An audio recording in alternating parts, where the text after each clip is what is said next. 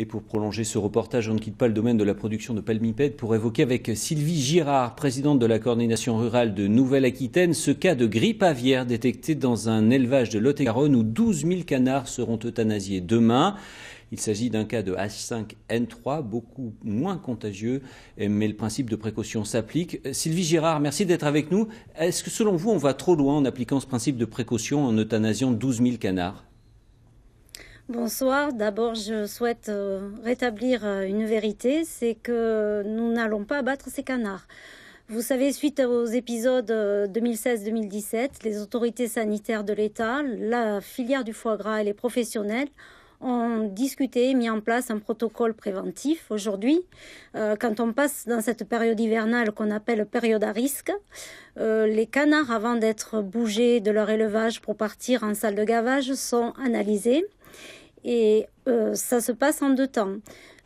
Les premiers résultats nous donnent connaissance d'une grippe, d'un virus, le H5, et puis il faut encore 36 heures pour pouvoir affirmer qu'il s'agit d'un faiblement pathogène ou hautement pathogène. En l'occurrence, à Montbahut, on sait que c'est faiblement pathogène, et pour autant, il semblait que les autorités aient l'intention, en tout cas, d'euthanasier ces canards.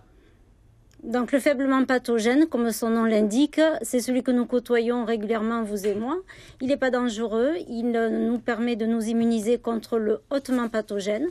Après discussion avec les autorités compétentes, Paris et la délégation départementale des DCSPP et bien sûr Madame le Préfet, il a été décidé d'amener ces canards en salle de gavage dès demain, en proximité de leur élevage d'origine, pour éviter tout stress, et nous retrouverons ces canards dans nos assiettes pour les fêtes de Noël. Alors ça, c'est une bonne nouvelle pour l'éleveur, et du coup, ça risque d'atténuer les inquiétudes ou la menace, en tout cas, d'une nouvelle crise concernant la filière.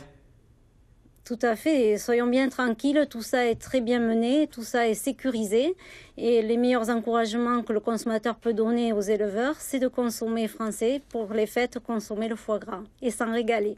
Merci beaucoup Sylvie Girard d'avoir apporté cet éclairage et ces précisions qui étaient excessivement importantes en la matière. Merci d'avoir été notre invitée.